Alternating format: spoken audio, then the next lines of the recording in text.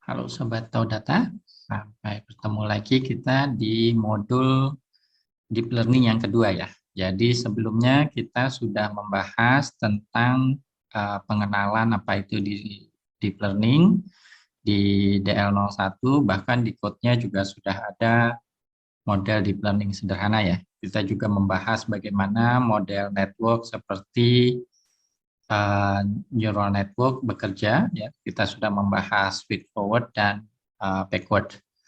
Nah, sebelum kita mulai mungkin prolog dulu ya. Kalau kita lihat di buku-buku deep learning sebenarnya sudah cukup banyak ya, bahkan akhir-akhir ini banyak sekali.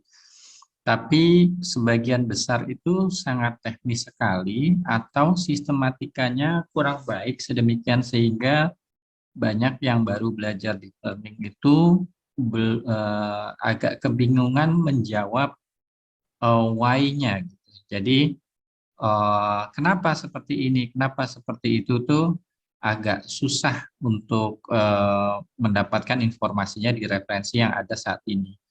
Kalaupun ada yang membahas tentang detail analitiknya, tapi terlalu teoritis sekali. Nah, kita coba di Tahu Data mencari jalan tengahnya ya. Jadi kita agak pelan-pelan membahas deep learning-nya agar kemudian nanti bisa memahami lebih mendalam tentang deep learning-nya. Tidak sekedar misalnya menggunakan code dari sumber-sumber tertentu seperti dari GitHub, Medium, dan lain sebagainya. Nah, pada kesempatan kali ini dan seterusnya ya, kita akan menggunakan PyTorch instead of TensorFlow. Nah, kenapa demikian? Nah, nanti secara perlahan akan terasa sendiri kenapa PyTorch itu lebih preferable ya, lebih preferable sekarang ketimbang TensorFlow. Nah, di kesempatan ini juga kita akan membahas dasar awal dari penggunaan PyTorch yang sebenarnya juga di TensorFlow sama ya, yaitu struktur data tensor. Mari kita mulai. Oke, sebelum kita mulai, prasyarat modul ini adalah ADSP 01 dan 02 ya. Ini adalah dasar Python ya. Jadi kalau seandainya belum familiar dengan Python, silahkan stop dulu videonya lalu simak dengan baik modul code dan video penjelasan di modul ADSP 01 dan 02. Oke, kita akan mulai dari instalasi karena di modul-modul sebelumnya di Tahu Data selalu menggunakan TensorFlow, tapi mulai sekarang kita akan banyak menggunakan PyTorch ya. Nah, PyTorch sendiri instalasinya jauh lebih mudah ketimbang TensorFlow. Jadi kalau teman-teman kemudian mengacu pada tautan di sini ya, di websitenya PyTorch, maka nanti ada menu seperti ini ya. Kita tinggal pilih apakah kita mau yang supportnya lama ya LTS atau yang versi stabil saat ini atau yang terbaru sekali, tapi ini risky biasanya. Terus apakah operating system yang digunakan Linux, Macintosh atau Windows. Lalu untuk package-nya saat ini apakah menggunakan mau instalasi pakai Conda atau PIP atau mau install dari source ini advance ya. Terus atau pakai libtorch. Nah, language-nya biasanya kalau nggak Python ya C++ atau Java. Lalu di sini kita bisa milih ya kudanya, mau pakai kuda 10 atau kuda 11. Nah, menariknya sekarang ini ya, untuk teman-teman yang menggunakan GPU AMD, sekarang baik TensorFlow maupun PyTorch sudah support ya, walaupun masih versi beta, tetapi secara perlahan sekarang GPU computing juga bisa dilakukan di GPU-nya AMD. Nah, itu punya kelebihan tersendiri ya, karena AMD itu terkenal energi efisien ketimbang Intel ya, Nvidia. Nah, setelah kita pilih, misalnya contohnya di sini milih yang versi stable, Windows, kita pakai PIP, lalu untuk Python, laku pakai CUDA 11, nanti dia akan memberikan ini, apa itu perintahnya untuk dijalankan di terminal. Nah, kalau kita milihnya di Windows berarti ini command prompt gitu ya.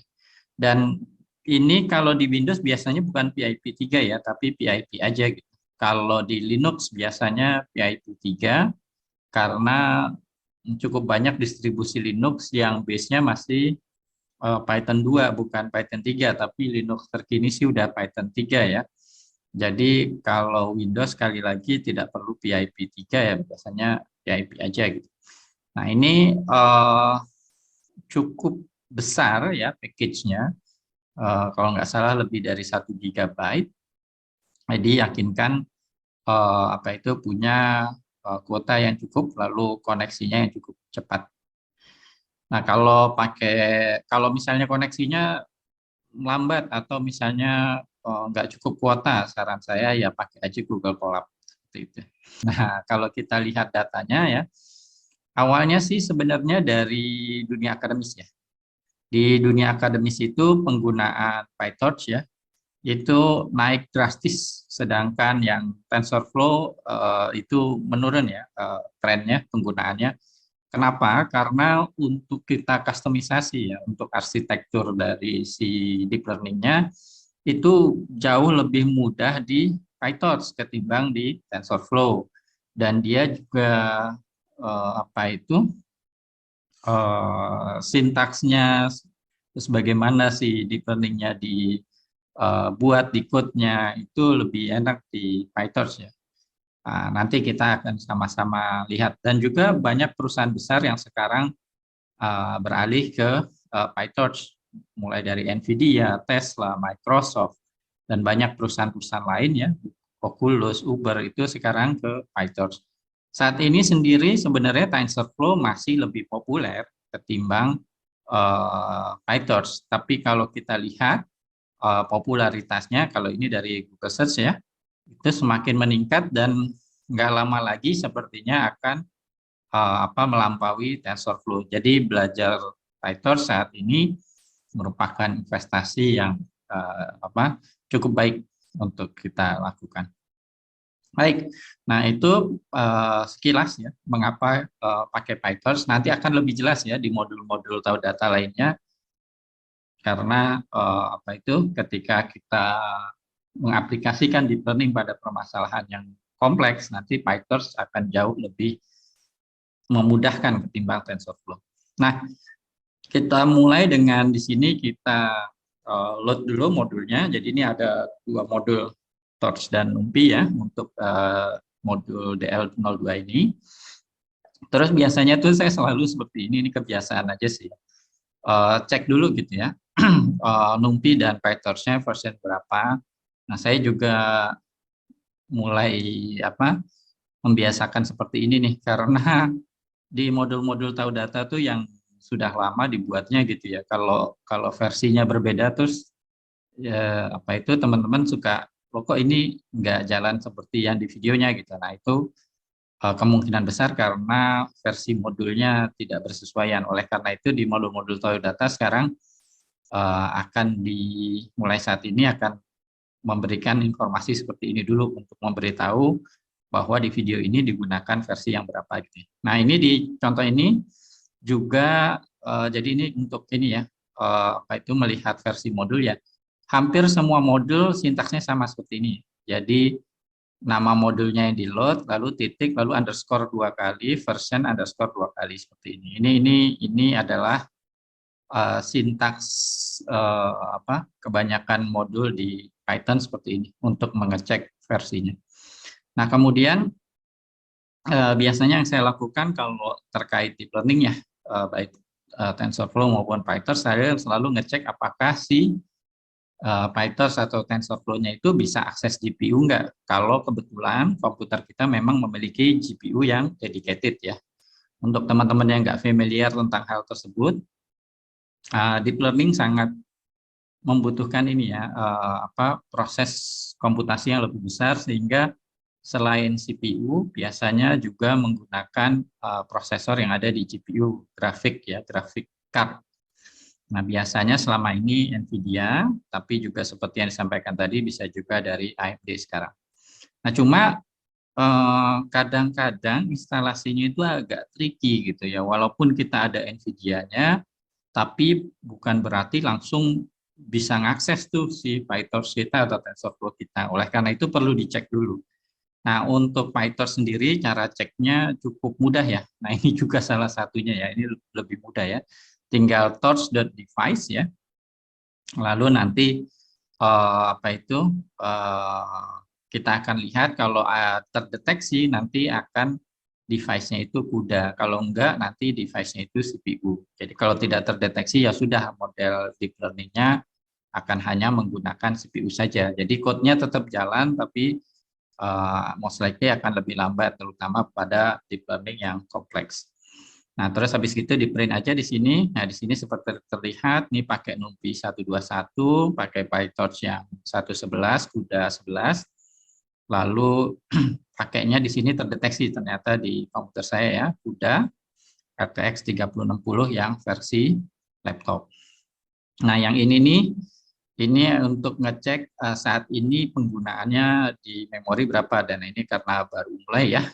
Jadi masih kosong di sini. Oke, ini bisa kita jalankan lagi. Nah, oke seperti ini. Nah, yang pertama kita di modul ini akan membahas tentang tensor. Nah, kalau teman-teman di matematika dan fisika, tensor itu adalah high dimensional matrix. Tapi di ini di deep learning, di PyTorch dan TensorFlow, sebenarnya tensor itu sekedar struktur data dasar ya di PyTorch dan TensorFlow. Jadi nggak mesti harus high dimensional data structure. Gitu. Nah dia array aja biasa. Jadi bahkan kayak misalnya vektor gini pun nanti kita nyebutnya tensor. Kita akan lihat di bawah setelah ini. Nah tensor inilah struktur data tensor inilah yang menjadi dasar penting ya di deep learning baik itu di PyTorch maupun di TensorFlow. Nah, jadi seperti yang saya sampaikan tadi, hati-hati tertukar nih makna tensor di matematika dan fisika dan makna tensor di deep learning dalam hal ini modul PyTorch dan TensorFlow. Jadi kalau di PyTorch sama TensorFlow kayak gini ya, ini tuh scalar tuh tetap tensor, tapi rank 0 tensor. Nah, itu scalar. Lalu vektor seperti ini itu rank 1 tensor. Lalu seperti ini tuh rank 2 tensor, lalu dan seterusnya. Ini matriks ya. Matriks rank 2 tensor. Lalu yang cubic seperti ini, ya ini adalah rank 3 tensor. Nah, kalau orang matematika dan fisika ini nih disebut tensor gitu ya. Tapi ya sudahlah. Terus kalau kumpulan cubic seperti ini adalah rank 4 tensor. Ini untuk permasalahan yang lebih kompleks lagi ya. Oke, itu definisinya ya. Jadi jangan tertukar, tensor itu punya dua pengertian. Nah, kita mengacunya di modul ini adalah tensor di PyTorch dan TensorFlow. Nah, pada dasarnya tensor bisa kita bentuk ya di PyTorch dari list maupun dari NumPy array. Jarang-jarang sih ya dari list ya, tapi ini saya contohkan dulu misalnya dari list ya. Di sini ada data itu list of list ya. Ini kan berarti sebenarnya matriks ya. Matriks 1, 2, 3, 4 seperti ini. Nah, tapi kan list itu bukan array ya, bukan matriks juga di Python. Jadi hati-hati, ini seolah-olah aja seperti matriks 1, 2, 3, 4.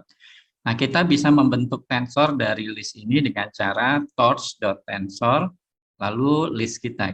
Nah, kalau kita simpan dalam variabel x data misalnya, maka ketika kita outputkan, nah di sini ada tipenya tensor, lalu di sini ada tensor kita 1, 2, 3, 4, berarti dia tensor rank 2 gitu ya. Nah ini. Nah perhatikan nanti yang masuk di deep learning kita ya, model deep learning kita, datanya itu mesti tensor. Jadi nggak boleh list, nggak boleh NumPy array. Itu wajib,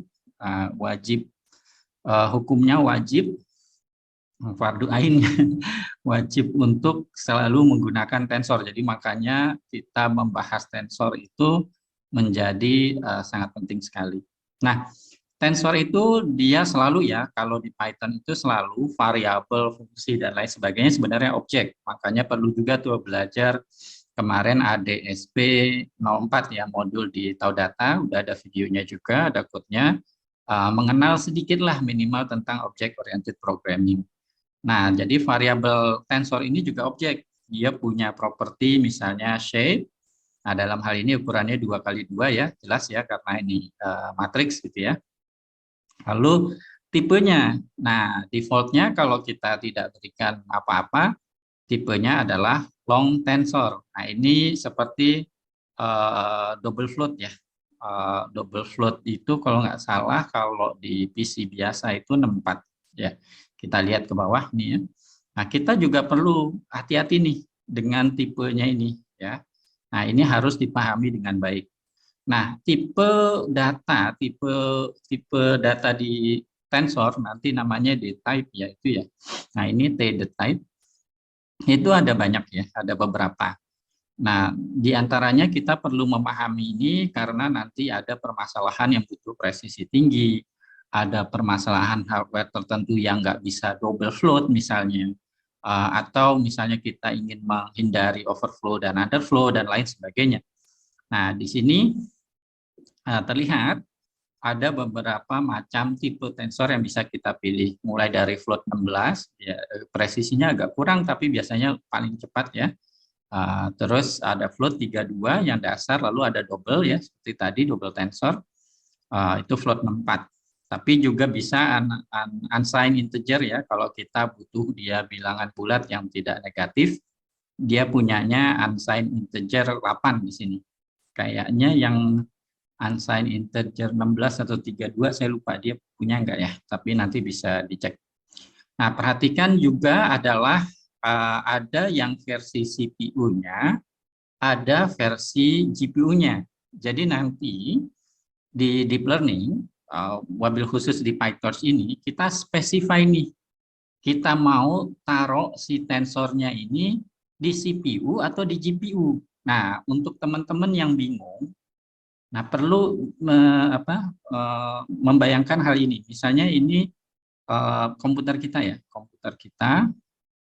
Nah, terus kan di sini ada prosesor ya, CPU gitu. Nah, lalu di sini ada RAM ya, terus di sini misalnya ada hard disk, lalu di sini ada GPU ya. GPU kita misalnya Nvidia gitu ya, RTX atau GTX terserah. Nah, yang perlu dipahami adalah di GPU ini ada prosesornya juga, ada memorinya juga di sini, memori GPU. Nah, ini ada juga nih modul di Taudata udah membahas tentang hal ini. Saya lupa nama modulnya karena sudah banyak sekali. Silahkan dicek di sana. Ketika saya memperkenalkan tentang superkomputer ya, HPC.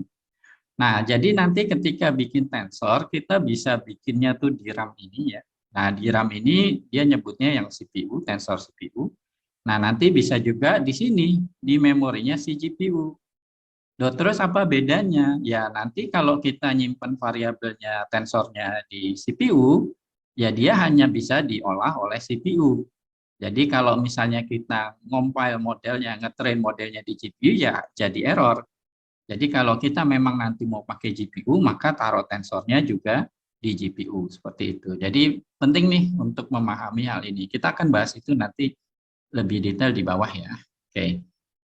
Nah, tentu saja kita juga bisa ngelihat nih, ini kan baru ininya saja ya, tipenya saja ya, apa gitu. Tapi kita belum tahu kan di sini belum ada keterangannya minimumnya berapa, maksimumnya berapa, lalu epsilonnya berapa. Nah, ini di modul tahu data sebelumnya ya, di video sebelumnya kita sudah membahas apa itu epsilon. Untuk yang baru belajar di machine learning, data science, kadang-kadang nyamain epsilon ini dengan epsilon di matematik, tidak sama ya. Jadi epsilon di floating point itu bukan infinitesimal, bukan kayak epsilon di kalkulus. Epsilon di sini itu bisa kalian pelajari di modul MFDS NM 01 di Taudata, silahkan dicek di sana. Nah, nah ini juga epsilon penting ya untuk penentuan nanti gradien ya. Nah, gradien yang dianjurkan tuh misalnya adalah akar dari epsilon ini. Nah, untuk float 16 nilai minimumnya itu sekian yang bisa disimpan, maksimum hanya sekian, epsilonnya sekian dan seterusnya.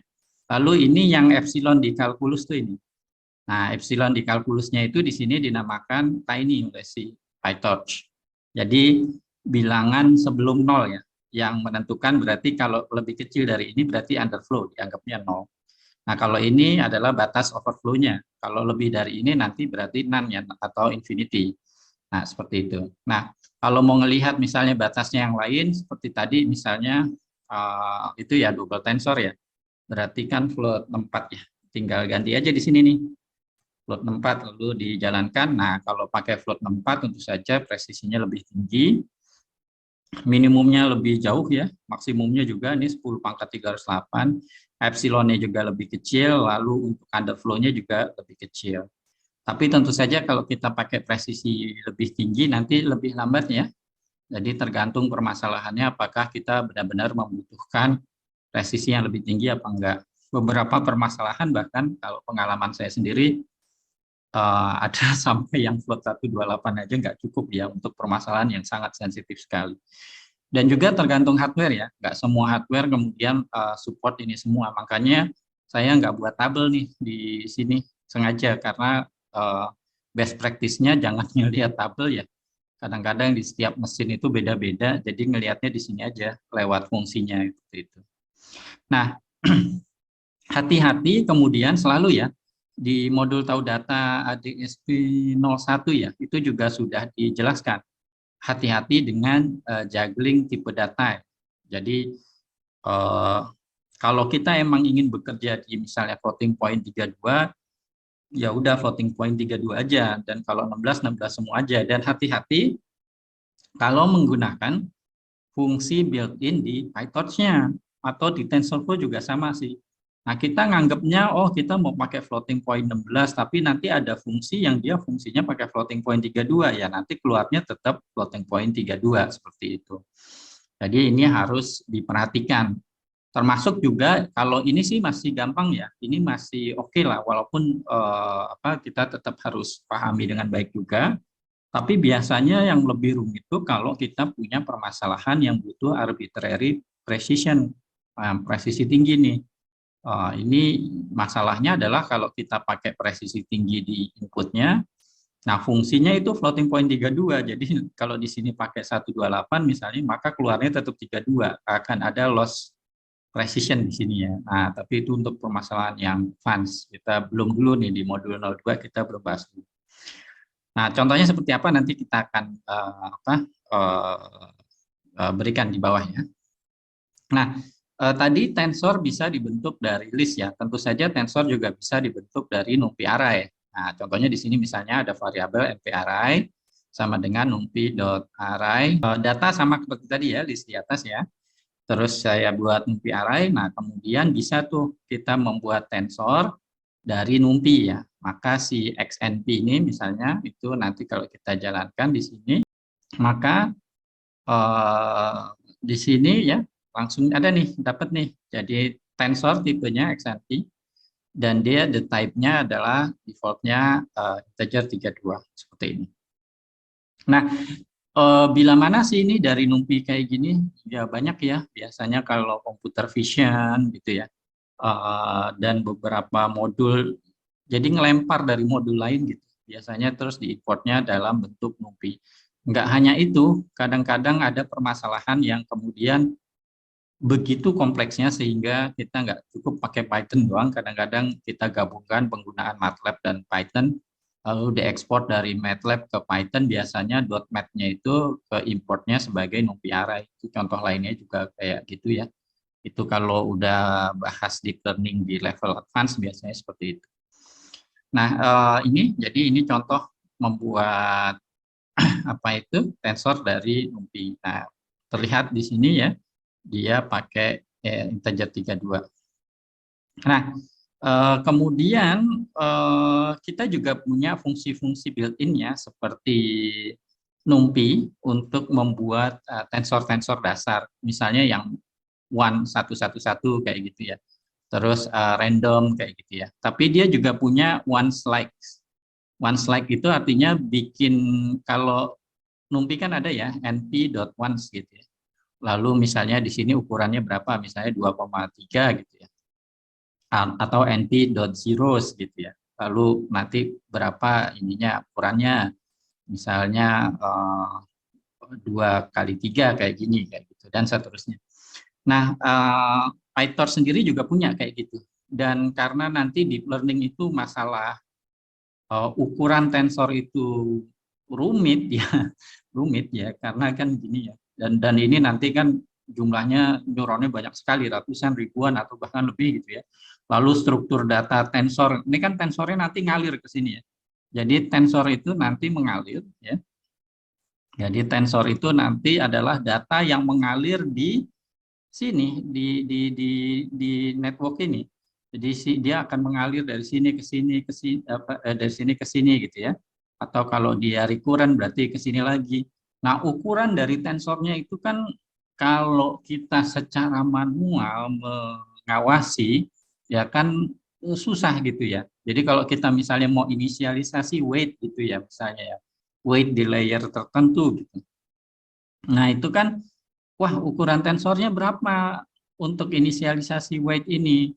Nah, di PyTorch itu ada bukan sekedar torch.once, tapi ada torch.once like. Lalu di sini adalah variabel x-nya. Nah, kalau seperti ini, maka ukurannya nanti akan tercipta tensor yang isinya 111 kayak di NumPy, tapi ukurannya ngikutin x data kayak gitu, si variabel di situ. Nah, ini contohnya kalau saya jalankan misalnya di sini.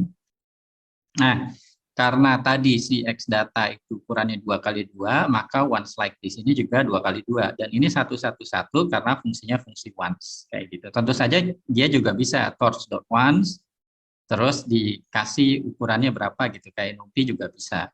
Tapi biasanya ini sih yang digunakan karena lebih handy ya. Kita nggak perlu kemudian track berapa ukuran yang dibutuhkan. Nah, itu untuk kemudian lebih menghindari error ya, error karena ukuran data yang tidak sesuai kayak gitu.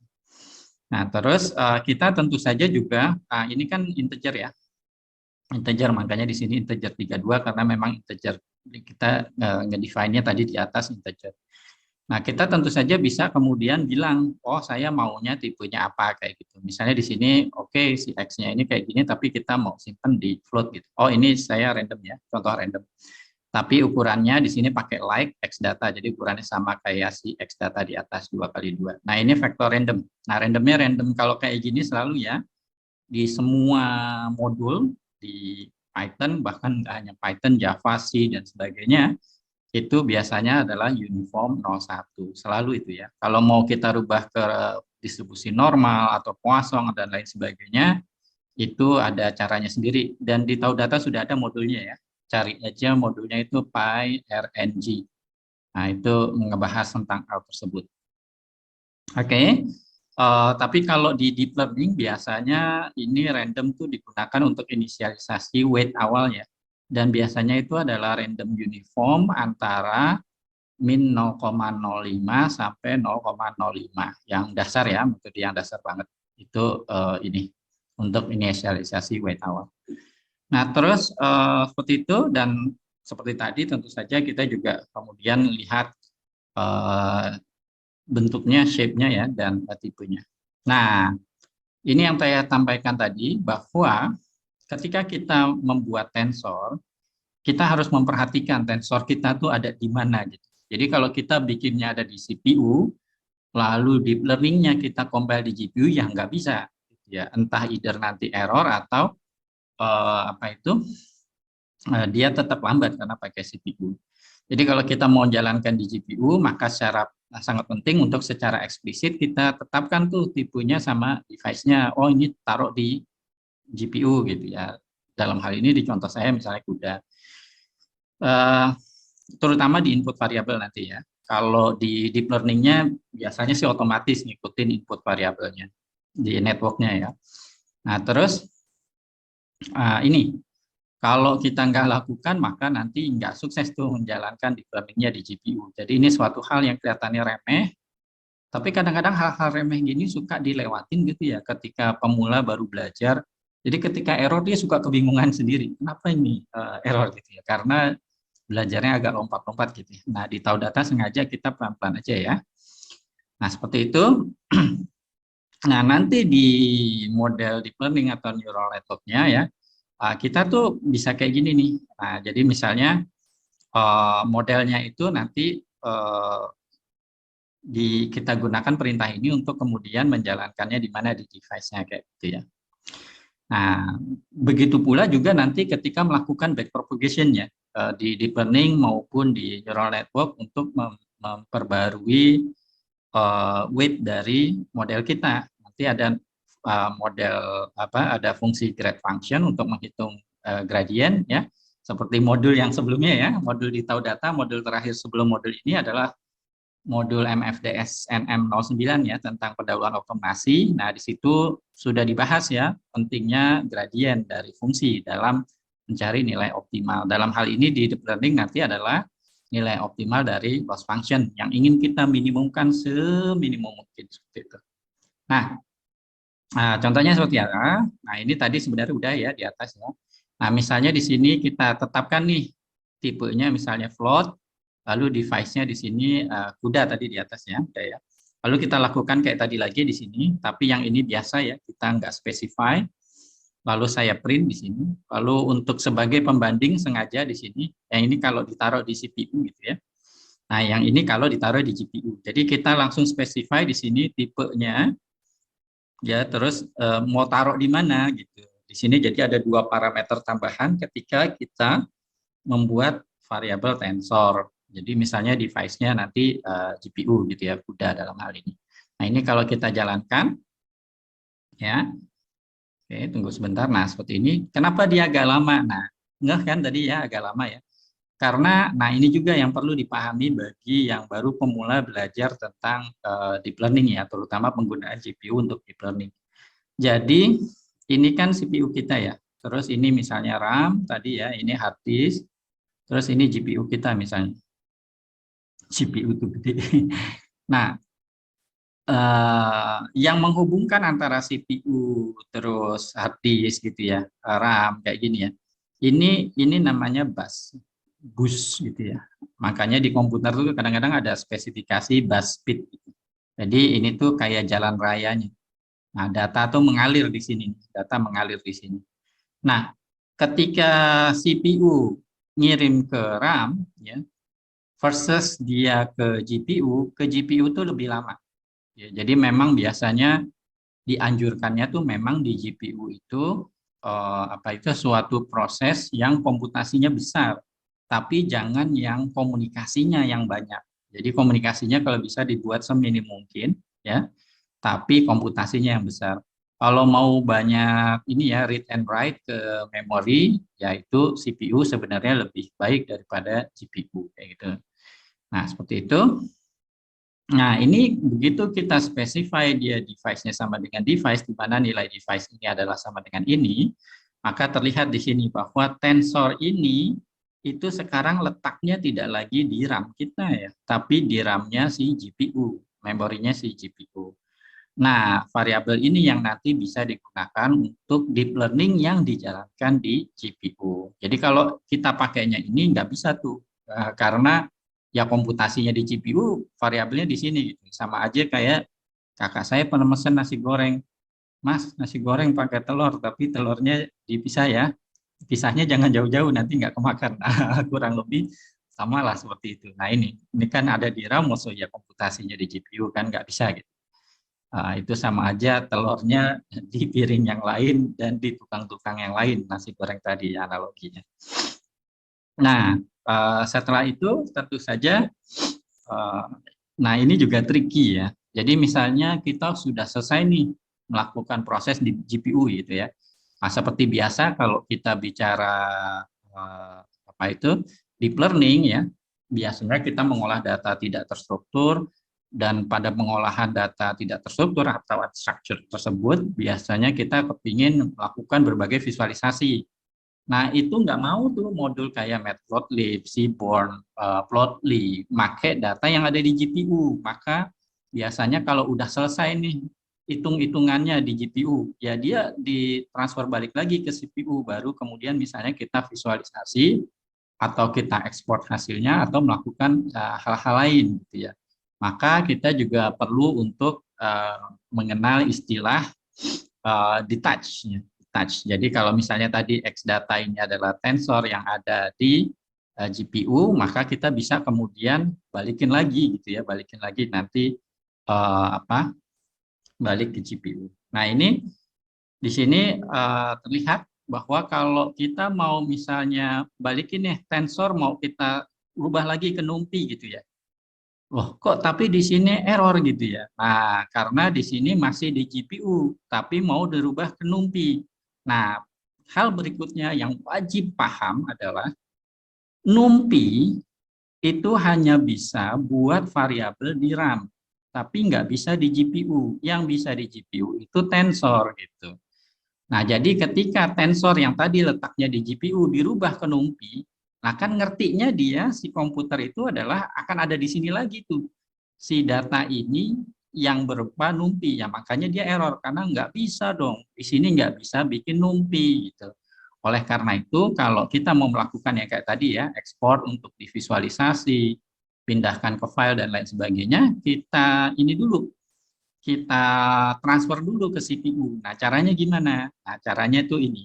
Ya, caranya ini. Jadi, untuk keperluan tersebut, maka kita di sini tambahkan nih fungsinya. Ada titik CPU. Maka si data ini dikirim dulu dari GPU ke CPU, baru kemudian di-detach dari graph computingnya si PyTorch, kita akan bahas itu nanti, terus baru ke struktur data NumPy. Nah, kalau kayak gini, terus kita jalankan ya, baru kemudian kita mendapatkan, nah si variabel XX ini ya diprintkan di sini ya, nah ini udah di CPU, seperti itu. Dan dia tipe datanya adalah NumPy, NumPy array ya. Kalau dulu NumPy itu ada NumPy array, NumPy matrix ya. Tapi di NumPy yang versi terkini, NumPy matrix itu sudah dihilangkan. Jadi sekarang hanya NumPy ND array saja. Nah, so terus untuk membentuk vektor tadi ya, kalau tadi kan pakai one like, random like, tentu saja tadi saya juga bilang ya bisa kok kita pakai ren, one, zero seperti biasa. Dan dia sintaksnya sama seperti NumPy ya. Ketika kita membuat tensor-tensor tertentu, maka ukuran dari tensornya itu adalah tuple ya, tuple seperti ini. Jadi kalau ini kita jalankan ya, jalankan seperti ini, maka kita akan dapatkan tensor di sini misalnya yang ini, yang baris keempat itu random tensor uniform kayak tadi, ukurannya sesuai yang kita tetapkan di sini. Yang kedua adalah ones, maka satu semua ya. Terus di sini zeros adalah nol semua. Ukurannya 2,3. Ini biasanya inisialisasi ya. Inisialisasi tensor untuk kemudian nanti nilainya akan diupdate tergantung nanti penggunaannya di mana. Nah, tentu saja kita juga bisa ngecek ya. Misalnya program kita udah panjang terus rumit, deep learning kita kompleks ya. Kalian menyelesaikan misalnya buat AI yang sangat kompleks. Terus kadang-kadang saking kompleksnya udah lupa ini variabel ada di mana ya gitu. Nah, ini bisa tentu saja kita ngeceknya dengan tensor titik device. Nah, ini juga kelebihan dari PyTorch ketimbang TensorFlow. Nah, sedikit-sedikit saya perkenalkan ya kelebihan PyTorch dibandingkan TensorFlow. Kalau di PyTorch, di tengah jalan kita perlu melakukan kayak gini, misalnya ngeprint tensor.device itu bisa. Kalau di TensorFlow setahu saya saat ini belum bisa.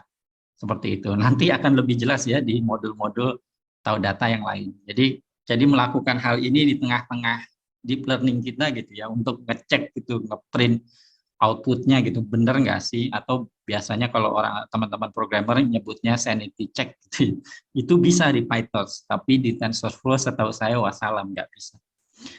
Nah, kalau dia tadi kan di atas kita udah contohkan ya dari GPU ke CPU. Nah, dari CPU ke GPU juga tentu saja bisa ya. Jadi perintahnya di sini adalah tensor titik kuda gitu ya, to kuda gitu. Maka kemudian kalau kita printkan ya, kalau ini kan sebelumnya dia ada di CPU kan ya, variabel tensor ini ya. Nah, sekarang kalau kita pindahkan dia tensor titik to kuda, jadi ini adalah perhatikan ini objeknya ya. Kalau kita bicara bahasa object oriented programming, ini ada objek tensor atau di sini bisa diganti T kecil aja gitu ya. Di sini juga akan T kecil. Maka dia punya method atau function to kuda untuk kemudian ngelempar tuh dari CPU ke GPU gitu ya. Nah, kalau ini kita jalankan sekarang, perhatikan variabel tensor ya, sekarang sudah ada di CPU seperti itu. Nah, tensor pada dasarnya operasinya sama kayak NumPy ya. Kita dalam men-slice itu sama persis.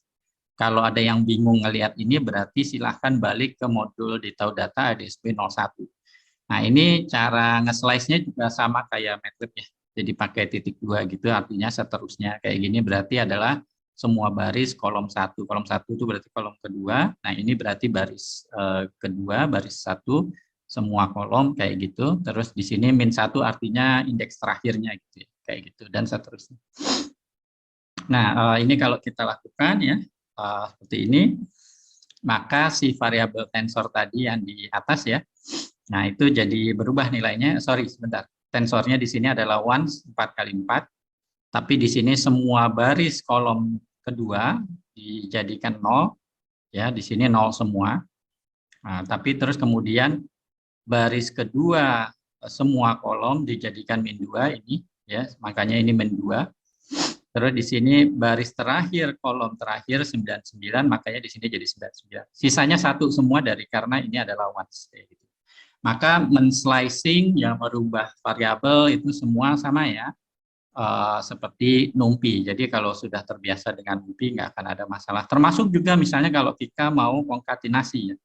Nah ini penting ya, terutama di computer vision. Kalau kita deep learning di data tidak terstruktur, biasanya sering tuh kita lakukan konkatenasi seperti ini. Jadi ada beberapa tensor kita jadikan satu. Nah perintahnya ini ya similar dengan perintah di NumPy. Jadi kalau ini adalah tensor 4 kali 4 terus kita konkatenasi ya ke samping, maka kita dapat tensor 4 kali 16 kali 12, maaf 4 kali 3 ya. Jadi 12. Nah, tergantung nanti konkatenasinya ke samping atau ke bawah itu bisa dilakukan seperti itu. Nah, sama juga seperti NumPy ya. Hati-hati bahwa operasi di tensor defaultnya itu sama seperti NumPy, yaitu element wise operation. Jadi dia tidak seperti MATLAB ya. Jadi kalau MATLAB itu kan misalnya kita punya array A dan B, matriks A dan B, kalau dikali ya ini adalah perkalian matriks di aljabar linear, baris kali kolom. Tapi di NumPy dan tensor, A kali B itu elemen wise. Jadi kalau misalnya ada 1, 2, 3, 4 dikali misalnya 5, 6, 7, 8, maka 1 kali 5, 2 kali 6, 3 kali 7, 4 kali 8. Itu disebutnya elemen wise. Nah, tensor itu elemen wise, sama kayak NumPy. Nah, kalau kita mau perkalian matriks, maka perintahnya adalah titik mul. Titik mul. Nah, itu adalah perkalian tensor. Nah, ini kalau kita jalankan ya di sini ya, supaya lebih jelas. Nah, ini tensor multiplication ya. Terus kalau, mohon maaf, ini ini elemen wise. Ya, dia bisa mul, bisa pakai tanda perkalian biasa. Ini dua-duanya elemen wise, mohon maaf, sinonim. Nah, terus kalau kita mau perkalian matriks yang baris kali kolom, nah itu perintahnya adalah matmul. Nah, ini nih, berarti kalau ada teman-teman dosen yang menyimak video saya ini, saya punya masukan untuk update silabus aljabar linier di Universitas Bapak atau Ibu. Nah, selama ini kita aljabar linier hanya sampai matriks ya Bapak Ibu, tapi saat ini ada kebutuhan nih mahasiswa kita untuk memahami sampai ke tensor. Jadi sampai misalnya dimensi 3. Bagaimana mengalihkan tensor misalnya. Yang sederhana aja, operasi dasar sederhana. Nah, itu sekarang ada kebutuhannya untuk itu. Terutama Bapak Ibu yang prodinya data science apalagi itu. Misalnya kalau yang prodinya namanya masih matematika atau statistik mungkin masih nggak terlalu ini ya, urgent ya. Tapi kalau prodinya udah berani nyebut prodi data science, maka sebaiknya silabusnya juga diupdate untuk keperluan memang data science. Jadi silabus untuk aljabar linier mungkin sedikit diupdate ke tensor ya, operasi tensor. Karena operasi tensor itu agak tricky, agak sedikit saja lebih tricky, terutama untuk mahasiswa yang baru belajar mungkin mereka agak kebingungan. Maka ada baiknya diajarkan seperti itu. Nah, perkalian matriksnya itu bisa pakai fungsi matmul, tapi kalau nulis gini ribet gitu ya. Maka sama seperti fungsi dasar Python yang diperkenalkan semenjak Python 36 apa 37 saya lupa, bisa pakai tanda add ini ya. Ini artinya perkalian matriks yang kayak di aljabar linear, bukan elemen wise ya, tapi baris kali kolom. Nah, ini kalau kita jalankan, maka kita mendapatkan perkalian matriks yang berarti jumlah barisnya harus sama dengan jumlah kolomnya, karena kalau enggak nanti akan error, perkaliannya tidak bisa dilakukan karena dimensinya tidak sesuai, seperti itu. Nah, di ini, kalau perlu disimak lagi di modul DSBD 01 di tahu data,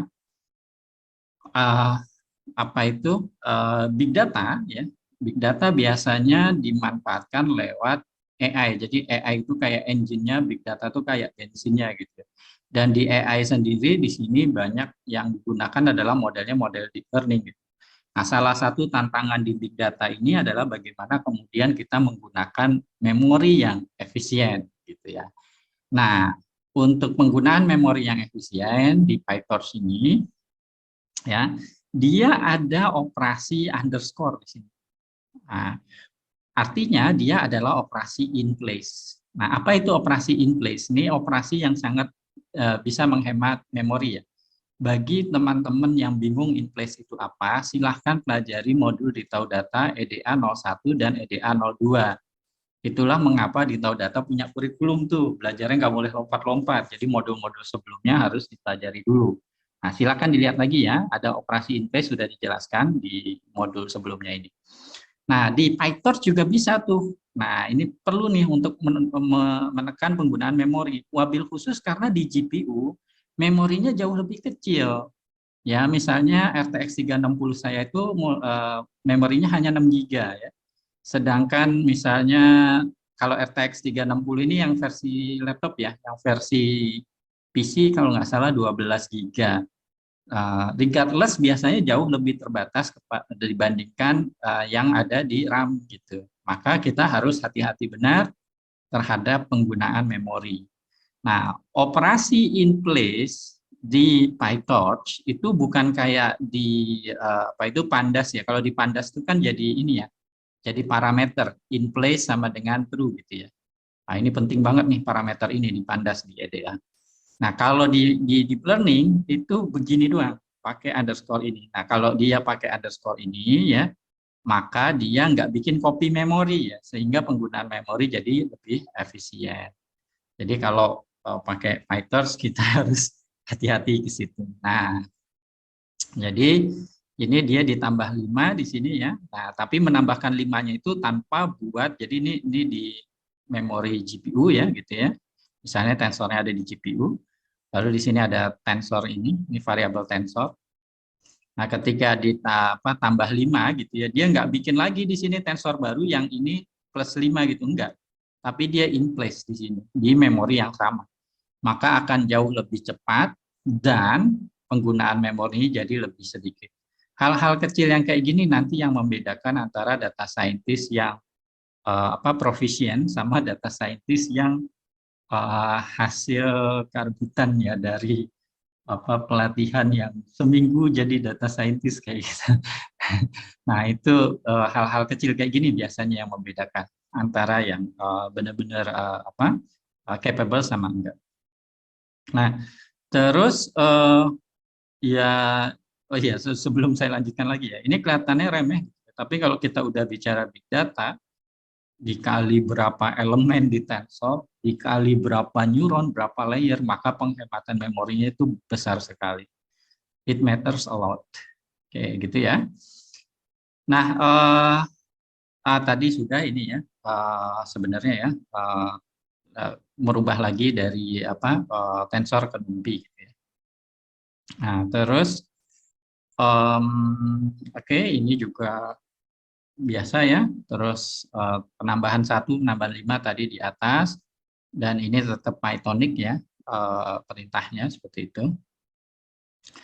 Terus habis itu, nah ini Kalau di GPU tadi ya, nggak bisa langsung ke NUMPI ya. Tadi ini sudah dibahas juga. Mohon maaf ini sistematikanya agak kurang bagus karena itu tadi ya NUMPI hanya di CPU tidak di GPU. Nah ini maka pindahkan dulu ke CPU baru rubah ke NUMPI.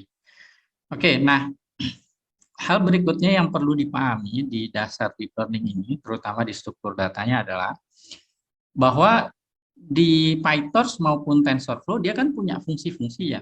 Nah, fungsinya itu hanya bisa digunakan ya. Tensor GPU hanya bisa diaplikasikan fungsi di Torch. Jadi kita nggak bisa misalnya pakai fungsi NumPy misalnya di GPU.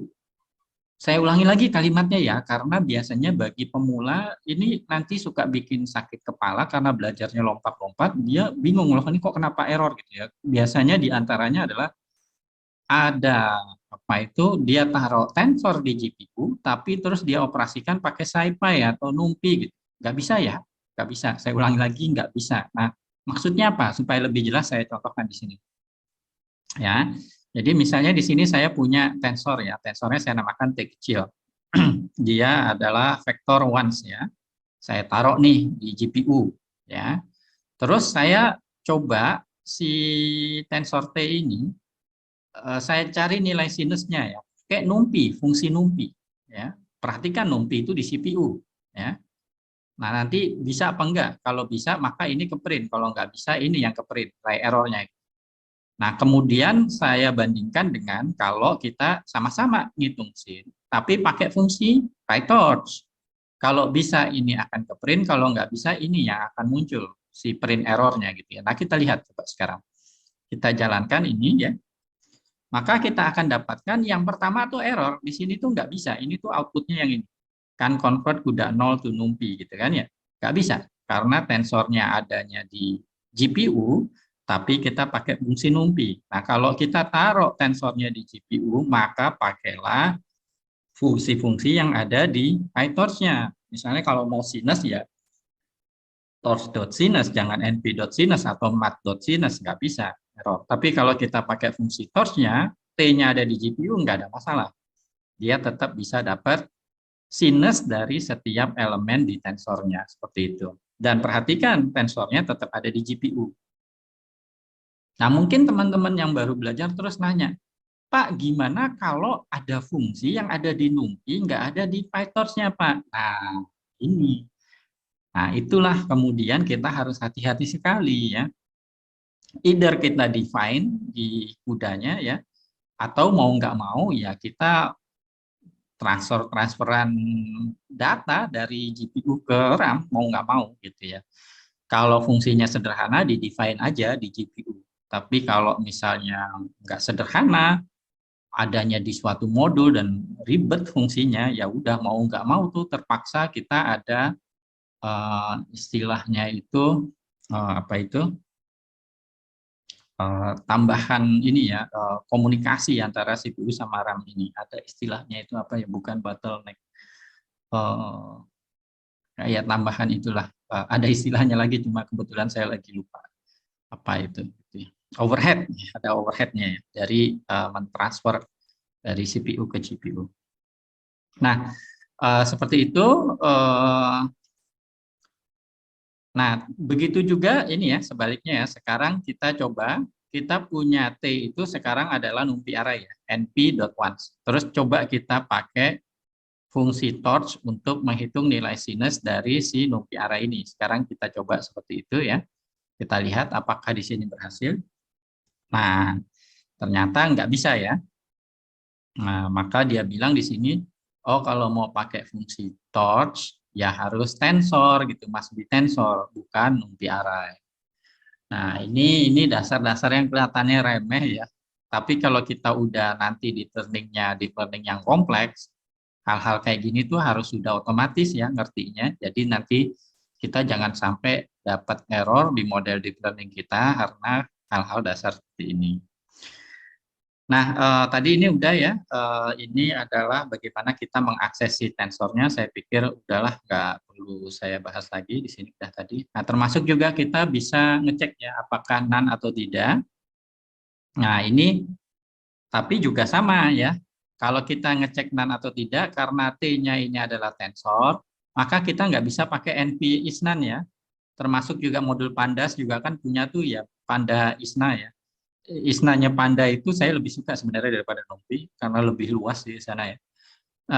Tapi ya dua-duanya ini nggak bisa. Kalau ini tensor, ya kita ngeceknya itu harus pakai ya modul PyTorch. Kalau kita pakainya PyTorch, kalau TensorFlow pakai TensorFlow kayak gitu. Nah, ini penting sekali untuk ngecek NaN ya. Karena deep learning kita, ya jangan sampai gini ya. Kasusnya itu gini. Kalian kerja di sebuah perusahaan. Perusahaan ini perusahaan besar, startup besar misalnya. Unicorn. Nah, dia biasanya pakai cloud kan. Nggak mungkin nggak. 99% kemungkinan dia pakai cloud. Nah, kalian data scientist awal, lalu bikin deep learning yang kompleks, main lempar aja di cloud karena ini uangnya banyak di perusahaan kalian. Terus ternyata ada operasinya di sini yang mengakibatkan tensornya NaN. Begitu NaN itu ada, muncul, dioperasikan, ya semuanya jadi NaN kan. Maka alangkah baiknya kalau udah didetek gitu ya, ada NaN, ya langsung ditangani ya. Entah di stop, entah kemudian rubah ke nilai yang lain, tergantung permasalahannya nanti. Sehingga perusahaan tidak rugi karena kehabisan bayar cloud ini. Jadi komputer bayar cloud untuk ini AI besar ya, besar sekali teman-teman. Jadi kita data scientist tuh harus benar-benar ngerti sampai spesifik kayak gini supaya juga perusahaannya tidak merugi karena biaya cloud yang tinggi. Biasanya kalau itulah mengapa data scientist yang handal itu digaji gede itu worth it gitu.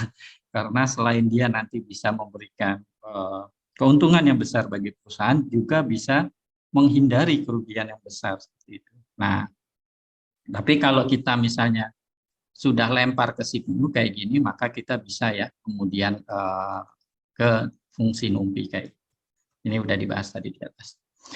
Nah, tapi hati-hati juga konversi ini adalah copy memory ya. Jadi kalian bisa tambahkan perintah di touch di sini untuk kemudian nanti istilahnya itu deep learning kita di PyTorch itu disebutnya computational graph-nya.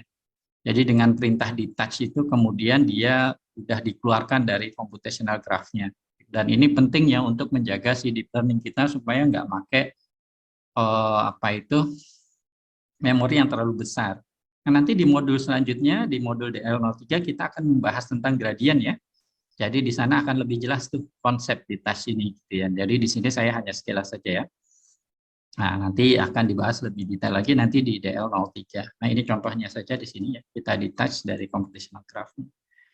Nah, terus di tensor juga sebenarnya kalau orang statistik itu sebenarnya udah menghandle ya data tidak terstruktur ya, tapi memang belum begitu berkembang ya. Salah satu teknik yang paling dasar ketika kita mengolah data tidak terstruktur, misalnya dalam bentuk matriks ya. Mungkin saya contohkan gini dulu deh.